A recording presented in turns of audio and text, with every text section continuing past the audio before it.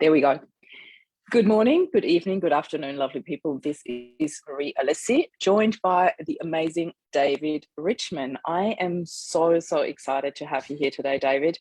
I would love to hand over the microphone in a second to introduce yourself. I got this beautiful email from a lady that I believe is working with you and said, I think David would be an amazing candidate for your Upspiral Grief show. And he's very interested and excited about what you do in Loving Life After Loss. So this is one of the first times that I'm actually connecting with somebody that I have never met before. We never even had a pre-chat. We literally just jumped on the camera 5 minutes ago. And it excites me so much because this will be a conversation where me and the entire audience will get to know you at the same time. So I'm really looking forward to having you here, David. Thank you so much. Would you do us the honor to introduce yourself to our audience, please? Sure thing, Marie. And I'm glad that we did connect. And that's one of the Me great things too. about what we do, is, in the last couple of years only, I think it's been okay for us to talk about the kind of things that have really been left inside or avoided, or we isolate and deal with them or don't deal with them on our own, grief and trauma and these kind of things. And so somehow all the wires are all getting somewhat connected a little bit. And I was really touched by your story and your approach. And so that's why we reached out. So my name's David. I am a husband, a father of two. My twins are 24 years old. Twins, nice. Twins, yeah, boy and a girl twin. Awesome. I have a background in finance, but my life is mostly been about writing books and guidebooks and other things. Sometimes for the financial industry, sometimes in the endurance athletic space. A couple of nonfiction books. My last nonfiction book just came out not that long ago, and it's a book that I wrote you'll understand it well. I interviewed 15 different people who had experience with cancer, not necessarily had gone through it, but had a loved one that went through it, or a friend, or they were a doctor, or some other kind of professional or caregiver. And I wanted to just delve into their experience, and we can get into that a little bit. But I'm an author. I'm a endurance athlete, and a learner of life. I love it. So when I read your story, David, thank you so much for the introduction. When I read your story, the one thing that really sparked my interest, obviously, is the latest book that you just touched on, The Cycle of Life. Is that correct? That's the one that you're talking about. Yeah. Yes. And in The Cycle of Life, as you said, you interviewed 15 people who have been touched by cancer, by trauma. What actually sparked you to do that? What got you started in, hey, I'm going to write a book about that. I'm going to interview people. And then, even more so, the journey thereafter. But we'll get to that. What got you started with the book? Well, so when people go through difficult times, they can either lose something, or they can learn something, they can gain something, they can change their perspective, they could dig themselves further into the perspective that they had. I think trauma, traumatic experiences allows us to magnify one way or another. Yeah. For me, I love that. Yeah, absolutely. For me, I went through a number of different traumatic things at the same time. My kids were 4. I was going through a divorce from a abusive alcoholic. I was overweight. I was a smoker. I was completely stressed out, top to bottom in life. And I had just come to this realization that I needed to start living on purpose. I really was not. I was really good at learning really hard lessons. I was just not good at Mm. applying them to myself. Oh, wow. You I know? love the honesty. It's incredible. And so just I just kind of looked in the mirror one day. I was prompted by a number of different things that happened all at the same time to just Mm. go like, who are you and what Mm. do you want to be? And I didn't know the answer to any of those questions. And Yeah. at the same exact time, Marie, my sister, who had a very grounded lifestyle, very happily married, great job, great career, Mm. great friends, two beautiful children. She had just been diagnosed with terminal brain cancer. And Oh, so wow. here I found myself at this point in my life where I was starting to embark on a journey of trying Mm. to figure out where I was going to go. And during that same time, my sister started a journey where she knew she was going to die. And Yeah. it's like, What a um, reality check. yeah, a little like, Yeah. very, very opposing and Yeah. contrasting journeys. Mine Yeah. was one of discovery, hers was one Mm. of closure. Yeah. And so we had a lot of talks around that. That's beautiful. Yeah, we engaged pretty deeply on a number of different topics. And Hmm. what led me to do this book was that I noticed that, and I'm sure this resonates with you. I Mm. noticed when people go through traumatic things, when they go through, um, I've heard, in fact, I listened to a few of your podcasts, like Mm. you were just like, oh, when somebody doesn't know what to say or they hear what I've been through, they just go, oh, I'm sorry. And then they walk away and like, sorry Yeah. doesn't help me, but they don't know what Yeah. to say either. Yeah. And so I noticed that when people were going through traumatic stuff, either themselves or as witnessing it as a friend or as a caregiver, as a loved one, that they're Yeah. really good at dealing with the tasks of the trauma. Hmm. How do I get my kids watched? Why I go take Yeah. care of all of this nonsense? How Hmm. do I find a better doctor? How do I navigate the healthcare system? How do I reduce stress? How do I sleep better? These kind of things they could wrap their brains Yeah. around. But when it came to how do I talk to people? What's the right thing to say? How do I Yeah. how do I open up?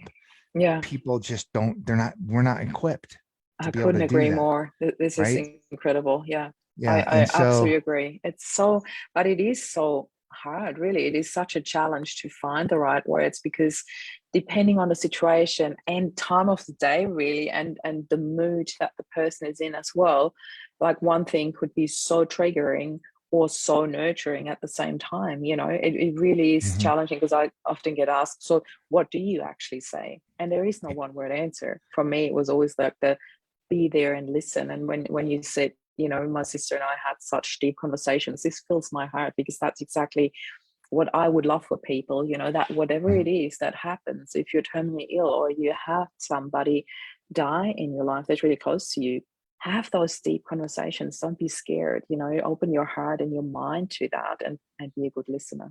Yeah. It's hard. It's hard to do. It's hard to do Mm. because Oh, if yeah. you're the person going through the trauma, right, Mm. you don't want to bring others down. You don't want, Yeah. sometimes maybe you feel guilty. Sometimes you have shame or Yeah. embarrassment, or Yeah. you're like, I want to react the way that my heart tells me to react, but I'm afraid of the way people are going to judge me. So I'm not going to talk. Right. And Yeah. there's all these things that go on if you're the one going through it. If Yeah. you're the one witnessing it, or the one who is the caregiver, you don't want to bring somebody down. You don't want to say the wrong thing. You don't want to Mm. brag about how great your life is when they're dealing with something Yeah. terrible. I mean, there's a million reasons why we don't kind of engage in those really hard conversations. So Mm. I noticed this was a very recurrent theme when I Yeah. was watching people. I would do like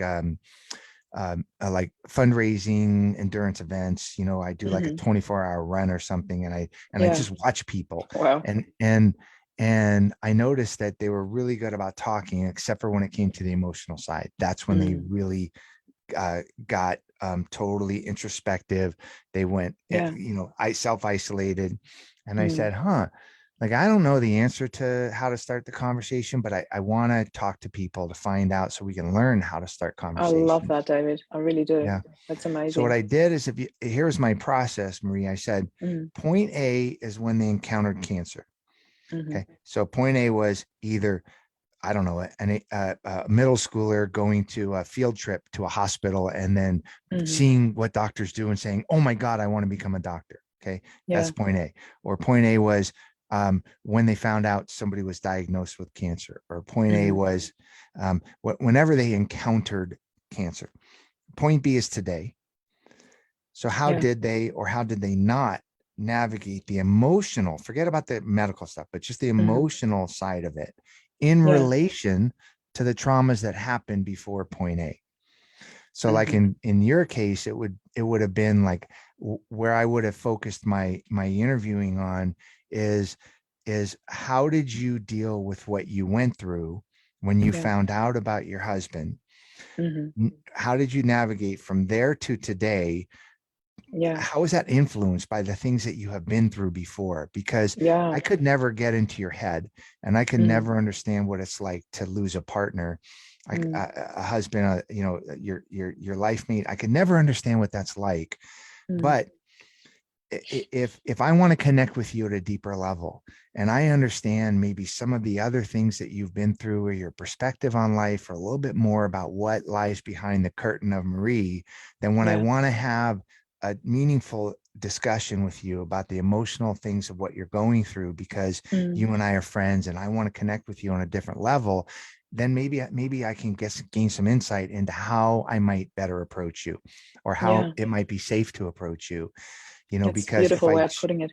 if I just found out about point A, I'm not living your life. I can't be in your head. I don't know what's going on there. And it's really hard to communicate. So I interviewed these people for a few years and really got super, super deep into their stories, so that when I told their stories, somebody could read the book and go, oh, okay, I get it. Like maybe that can give me a roadmap. Maybe they can give me a tool on how to talk to people. I love that. I really do love that, because it really enables people to get some understanding or some tools, or even just like a little starting point on how to even start a conversation. Because for me, I always talk about the where do I pick people up from? This is what you call the point A. That's exactly the same thing, just a different wording for it. I often think about the word loss, because I don't really refer to it as a loss per se. It doesn't feel right to me with my spiritual beliefs. I find the word loss quite a harsh word to describe what happened in our lives. I often talk about the soul contract that I had with Rob, and yet I have decided to not rename the group when I had this realization, because the Loving Life After Loss still is an amazing filter for those people who come into the group, because at some level they really want that loving life. And the loss is the mindset where I picked them up from, if that makes sense. So I kept it as such. And what you say is just really beautiful. And I'd really love to hear a little bit more about, if you're okay to share this here, what triggered this process of, because we went from, your sister found out that she was terminally ill, that she had terminal cancer, and you were in a process of really, finding direction in your life, finding new direction in your life. And then you went through this, having really deep and meaningful conversations. Where did that transformation happen for you? Was that a flick the switch? Oh my God, I'm doing everything differently tomorrow. This is my realization, my wake up call. Was it a transition? Was it a slow process? And how did that process then take you to, hey, I'm going to write a book about that? I feel that link in the middle is still missing a little bit. If you don't mind sharing a bit No, more about that. I'll share it for sure. So, there was a book in between that I wrote, and a lot Wow. that I learned, and then a lot that I learned in between. So it's kind of a long story, but I'll give you the short of it. And that is that when I got on this journey of transformation and trying to become aware of who I was and living on purpose, I started entering the world of endurance athletics. And so Amazing. to get from, and I was in my late 30s before I started doing anything athletic, but I just started saying, okay, I want to do things on purpose. And what I came to the realization is that, and a lot of people can identify with this. I know a lot of guys can identify with this, in that we oftentimes live our lives trying to please others, and or fix problems for others, or we do things because we think that that's what we're expected to do to be a good husband or a good wife or a good employee or a good parent. Like, oh, this is what I'm supposed to do because that's the way somebody's going to view it. And we don't, I think a lot of people, we don't put ourselves first in the equation. We're kind of outside of the equation. Um, and I found myself, I'm always trying to solve problems, always trying to fix things, always trying to find approval or get somebody to say, oh, you're doing the right thing. Meanwhile, I didn't know what I thought. Right. And that's what I was on a journey to do. So where that really started, where that link started was that when I took a look in the mirror, I said, I had to be honest with myself. It's really hard to do, especially later in life, is to really be honest with yourself and say, okay, here's the things that are good about me, that I like about me, that are positive, that I want to amplify. Here's the bad things about me that I don't like, that don't belong here, that I need to work on changing. And that's a big, hard thing to do, is to take a very honest approach. We all know people who are cynical, or their first thought is negative, or they're lazy, or they're mean, or whatever. And if they were to sit there and really take an honest look in the mirror and go, that's who I am, they might want to change those things. Right. But I had never done that. And so I said, okay, honest. Who do you want to be? So that was kind of step number one. Step number two in and this can I just process, ask, at that stage, you were still in that, you were overweight, you were not fit and healthy at all, but no, you talk about you're overweight and unfit to going into endurance fitness. That for most people, that's a huge journey. That's not like you're overweight one day and the next day you're an athlete cycling around the States or something. That per se is such a huge step. And I just want to say congratulations for taking that step, to have that honest look in the mirror, because it is confronting and it feels huge when you do that. It was, I mean, honestly, Marie, the very first thing that I did, because I didn't want to keep smoking. Right. And there was a lot behind that. I had never tried to quit smoking because I didn't want to fail at it. Right. If I failed at quitting smoking, then I would be comfortable with failing. I didn't want to fail at that. I knew at some point in my life I had to quit, but it just didn't hit me till I knew it. I knew. But the very first thing I did was try to go run 2 minutes. And I couldn't run 2 minutes. Even at a slow jog, I couldn't do it. And then I finally made it past that. Then I ran a mile, and then I ran 3 miles, and then I did a 10K, and then I did a half marathon. And, within about 9 months, I did an Ironman triathlon, and I just kept going. Within 9 months. Yeah. And I just kept going and going and going. Oh, it's crazy. It's motivation. I was very motivated. Stop the press. Excuse me. You're just throwing that out there as if it was nothing. Within 9 months, that's incredible. Can you just own that, please? This is incredible. Seriously, from being overweight to doing that within 9 months is real hard dedication. I just want to honor that here. It's amazing. Thank you.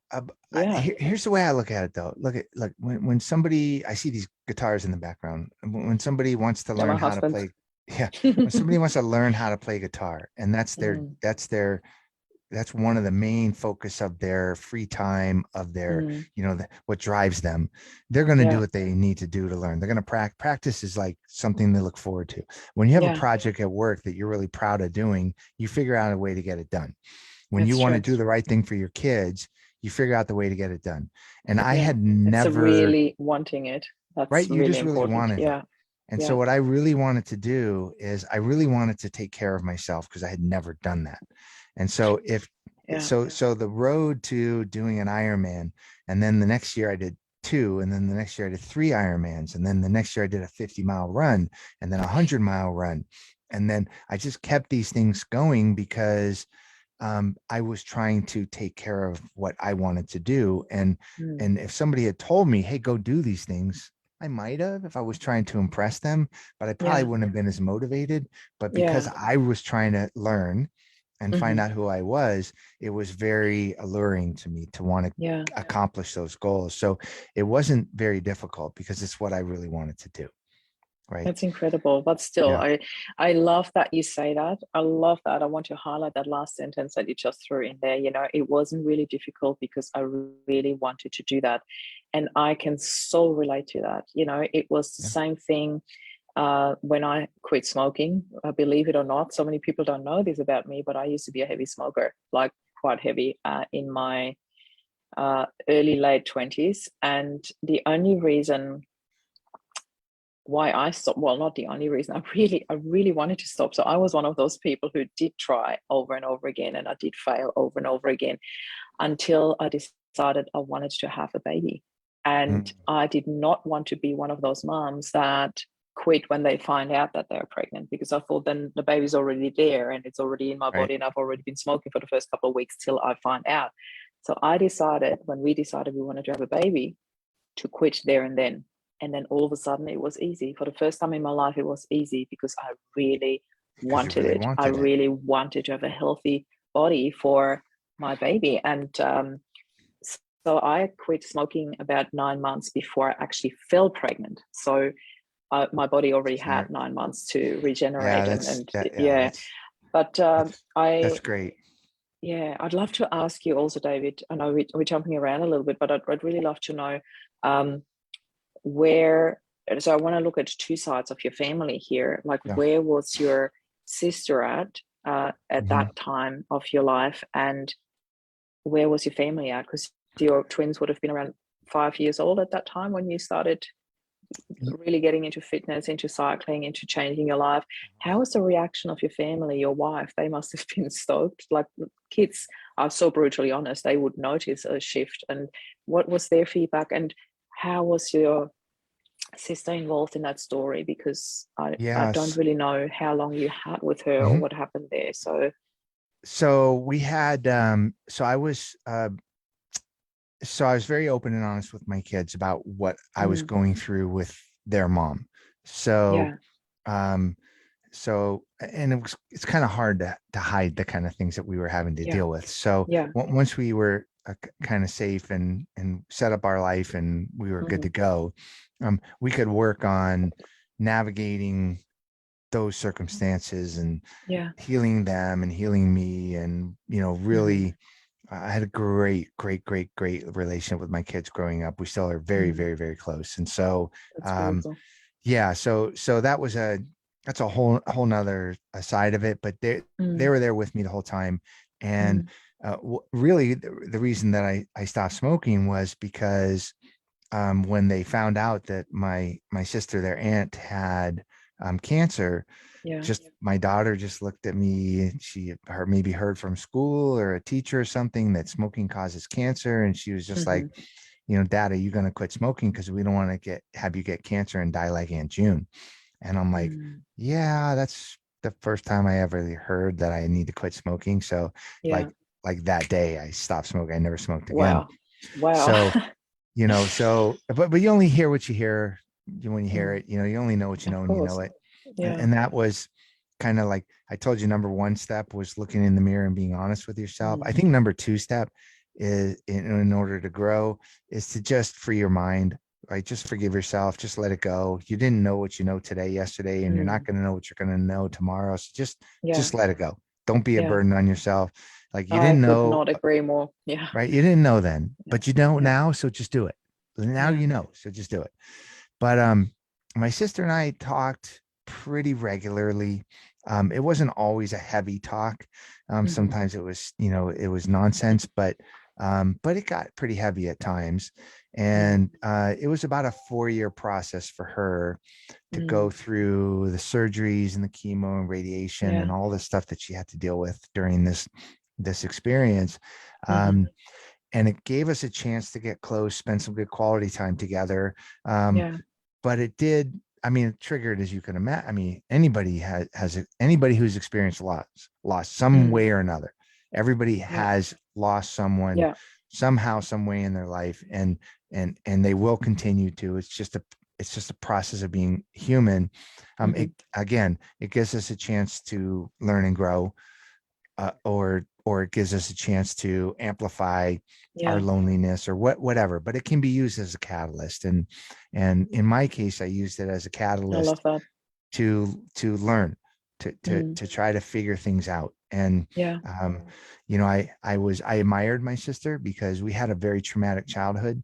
Um, Hmm. and she came out of that childhood very grounded and Yeah. confident and free to love and free to be Mm. loved.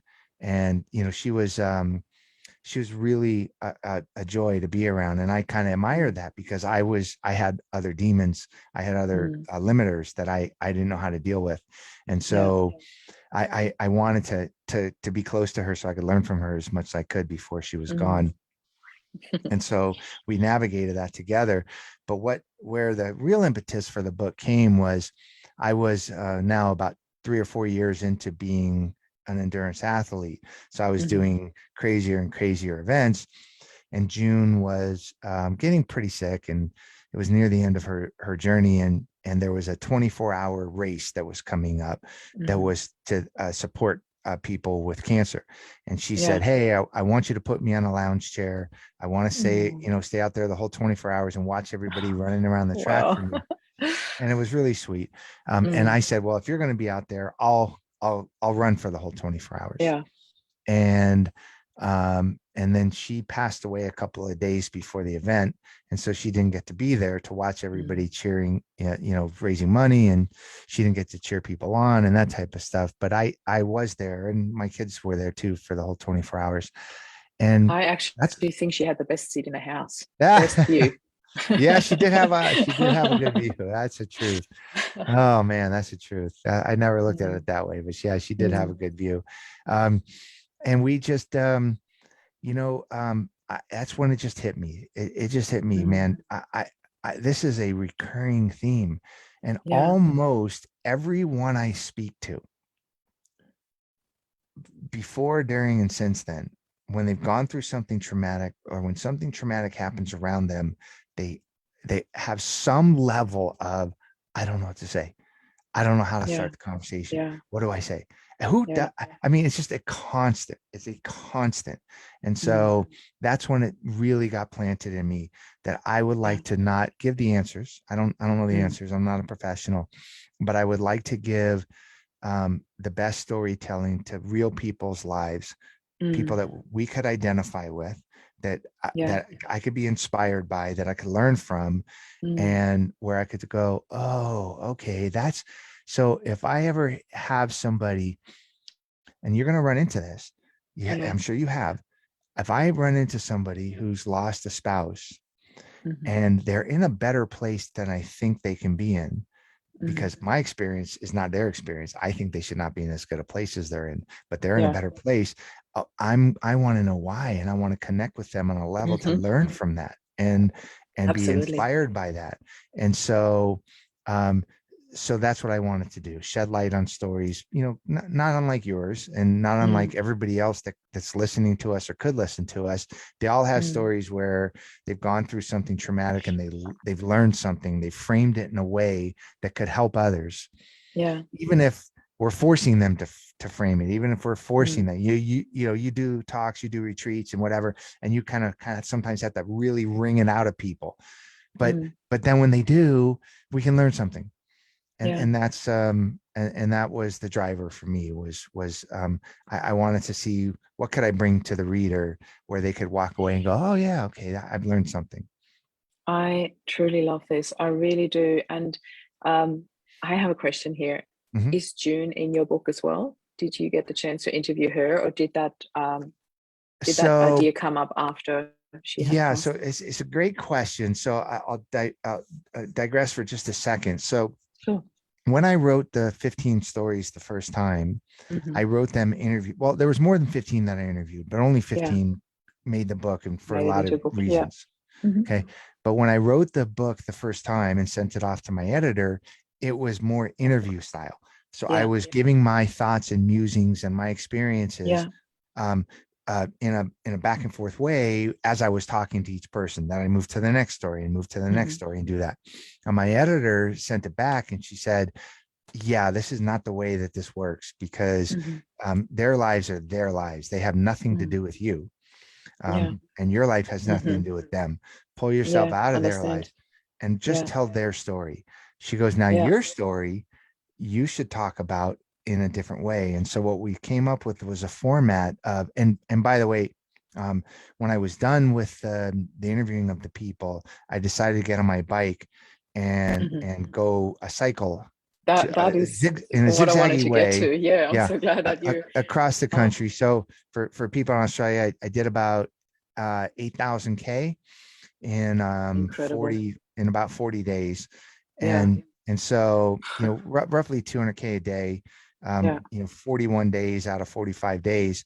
And so the narrative in between the 15 stories, Marie, the Hmm. narrative is a tiny bit of what was going on with the bike ride, a tiny Hmm. bit of some of the amazing people I met along the way, inspirational Yeah. stories that happened, and then me Beautiful. processing the story of my sister and Yeah. the grief and that kind of stuff. So And the this bike ride was to visit all these people that you interviewed in yeah, that book. Is that right? yeah, Yeah. because Incredible. I hadn't met most of Yeah. them. I had only Yeah. talked to them on the phone for a couple of years, Yeah.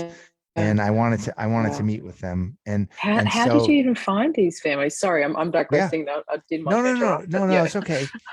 So I found them, but what I thought was that if we're connected by emotion and we're connected by story, if Yeah. I could ride my bike and connect all the people, then Yeah. I'm the thread that connects these stories. So that's what I wanted Yeah. to do. But Yeah. how did I find them? Is I called up hospitals, Hmm. I called up cancer centers, I Wow. called Okay. friends, I called friends of friends. I just put out the word of what the project that I was doing and why I was doing it. And I Hmm. said, do you know any interesting stories? Do Yeah. you know people that when you hear their story, because look, not everybody's willing to tell their story. Mm. Okay. Most people have an unbelievably interesting life and an Yeah. unbelievably interesting story, but not everybody's willing to tell it. Yeah. Not everybody's capable of And telling it. not everybody's aware of it, that they And not actually everybody's have aware of it. amazing. Are, They don't think it's amazing, but to the are you outside kidding me? world. It's Yeah. brilliant, because every single Yeah. person I spoke to said, oh, my story's not that interesting. I don't know what you want to Yeah. talk to me. And in Yeah. fact, when my editor told me to take myself out of their stories and write my story in between, I went, oh, my Mm. story's not that interesting. She's like, yeah, Mm. that's it, right? Because we Yeah. don't think that. But when Yeah. I did, put out the word that I needed interesting, evocative, diverse stories where people could have a wide range of emotional responses to what they were going Mm. through. They had different traumas in the background, abuse, abandonment, drug addiction, whatever, that would Mm. affect their ability or their inability to navigate the emotional side of this thing. Um, Yeah. I just called through just lead after lead after lead, and I just kept digging and digging and digging for the more Mm. interesting stories. And when I found a bunch that I thought would fill in kind Mm. of all of the sections of life I was looking for, different in Yeah. ages and different emotions or whatever, I just started talking to them. Yeah. And some people weren't able to talk very deep. Mm. Maybe I wasn't equipped to talk to them in a very deep Mm. way. But the other 15 people, the ones that made the book, we got very deep and very, very Mm. personal and very Yeah. insightful. And they multiple times each person during our interview, we touched on areas that they were make sure to tell me that they hadn't ever talked to anybody about. Yeah. And that was where the real beauty of the stories lied. I can only imagine. Mhm. David, I can certainly say that I will read your book. I really want to read it. Now, Yeah. everything that I heard about, I would really, really love to read your book. And the time goes so fast when you've got such amazing stories to Oh share. my So gosh, I know. we are already at the end of our interview. However, I How has want that you to happened so leave. quick? I know, I know. I was like, hold on, why? How did half an hour pass so quickly? But what I would like you to leave us is, how can people connect with you? How can people find your books Sure. actually? I would love to invite you to come into our group and maybe even go straight to the interview, leave your links there where people can connect with you, find Hmm. you. So we're not going to waste time sharing that now. We will share them underneath the interview. So I would love to see if there's anything that you would like to leave our audience with before we conclude the interview today. Well, I mean, look, we know this, right? Because we've lived it, and everybody has Mm, lived it. But it's a it's a it's a different thing when you're on a purpose to try to help people get through this dynamic. And this dynamic yeah, is one that I hear you talk about. I've listened to quite a few of your podcasts, and yeah, it's this thank you. thing of it's this thing of you just don't know what people have gone through or what they're going Mm, through. yeah, And we oftentimes come to a situation where we assume somebody should feel a certain way, or we mm, think we know what they need to hear, mm, or we think we know how we would feel. So we put that on them. mm, And like, we just don't know. And what you yeah, said very, very early on in our talk is giving people a safe place to listen. I mm, think what I learned in this book, and what I think people would learn if they read it, is there's so much truth and so much mm, meat behind that thought of you never know what people have been through yeah, or what they've gone through, that really don't be afraid to ask wrong questions. Don't be afraid to mm. say the wrong thing. Don't be I afraid to love that. show your empathetic side. Yeah, um, that's what I would say, is that I'm not trying to be preachy, but I'm just saying that yeah, if you want to connect with preach it, people, preach it. yeah, That's fine. no, yeah, but if you want to connect Mm, with people in a meaningful way, I think the start of that is to just find a safe, authentic, connective place to listen to each other and to yeah. talk as real connective human beings. That's Mm. the start. I guess that's what I would leave people with. Thank you so much. I really, really love that as final words here, because I couldn't agree more. You know, we all need to have these conversations, no matter how uncomfortable it might feel at first. But at the end of the day, I feel we always end up with so many gifts in our hearts, you know, when we do open up, when we do have these conversations. So I couldn't agree more. I couldn't thank you more for your time here, David. Mhm. I'm really grateful that we connected, and I would really love to get your book. I can't wait to get your link. So we will share how Mhm. you can connect with David in the comments below. So watch out for that. And with that being said, I just want to say thank you so much for your time here today. Thank you for everything that you shared. And everybody at home listening to this, feel free to share this interview with anybody you feel can be inspired by that. And this is Marie and David signing off. Thank you so much for being here. Bye for now.